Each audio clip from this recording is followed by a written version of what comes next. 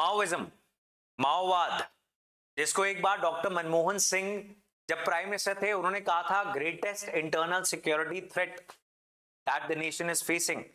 ये quote unquote क्यों लिखा गया है यहां पर? बिकॉज ये डॉक्टर मनमोहन सिंह की एक स्टेटमेंट है। Now in last 30-40 days we have seen कि इतना बड़ा सरेंडर, जितने लोगों ने सरेंडर, जितने माओवादियों ने, नक्सलाइट्स ने सरेंडर कर दिया, इतना कभी नहीं किया था। For the very first time this is happening. अब हुआ क्या कि डेवलपमेंटल वर्क एक्सेलरेट किया गया मिड 2000 से, जिससे माओइज्म की इन्फ्लुएंस कम होनी स्टार्ट हो गई। साथ साथ में जो एंटी माओइस्ट ऑपरेशंस थे, द काउंटर इंसर्जेंसी ऑपरेशंस, उनको भी बहुत बेटर किया गया। पुलिस फोर्सेस को अच्छी टेक्नोलॉजी, फंडिंग, ट्रेनिंग दी गई। आइडियोलॉजिकल वॉरफेयर भी किया गया। Now the leaders of this movement, जो माओवादी थे, इस मूवमेंट के लीडर्स ने वॉयलेंस को अपनाया एंड वॉयलेंस इतनी एक्सट्रीम फॉर्म पर ले गए कि अगर सरकार कह रही है कि जिन ट्राइबल्स के लिए आप लड़ रहे हो उनके लिए स्कूल खुलवा दें, हॉस्पिटल खुलवा दें, उनके लिए डेवलपमेंट भी कर दें, they are not even accepting that, उसको भी एक्सेप्ट नहीं कर रहे।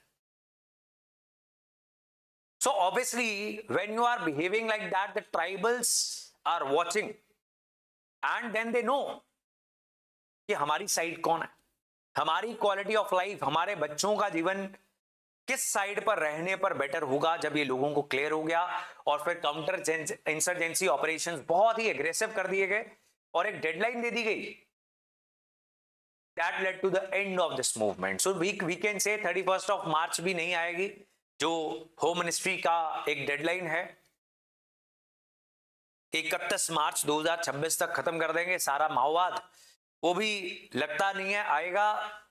शायद दिसंबर, न्यू ईयर से पहले ही सारा कुछ हो जाए, बिकॉज इतने बड़े, इतने लार्ज लेवल पर जब सरेंडर्स हो रहे हैं, दैट मींस जो नक्सलवादी हैं उनके खुद के मन में उन्होंने ये एक्सेप्ट कर लिया कि उनकी हार हो चुकी है।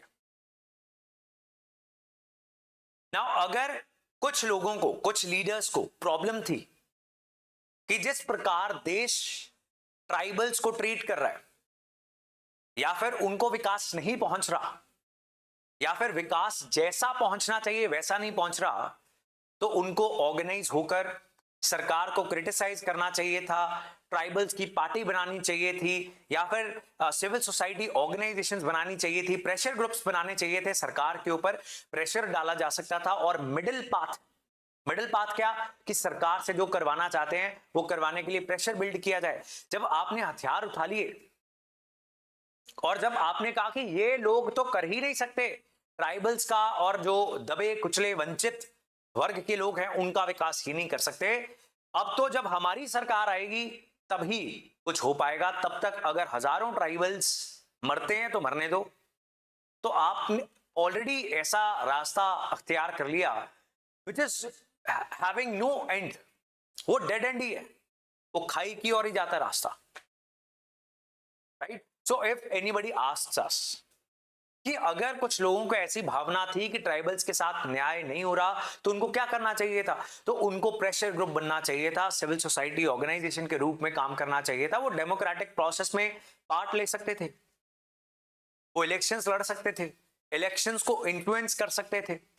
बहुत सारे रास्ते दिए हुए हैं कॉन्स्टिट्यूशनली जो लीगल माने जाते हैं अपनी बात मनवाने के, राइट, जिसका पालन करके लोगों ने अपनी बात मनवाई है।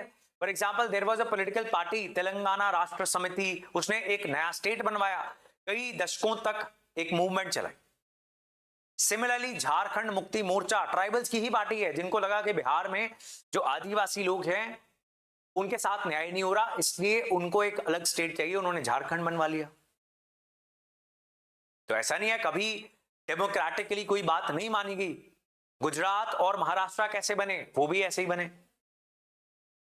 पंजाबी सूबा मूवमेंट, वो भी ऐसे ही बना, हिमाचल, हरियाणा, पंजाब। ठीक बात है जी।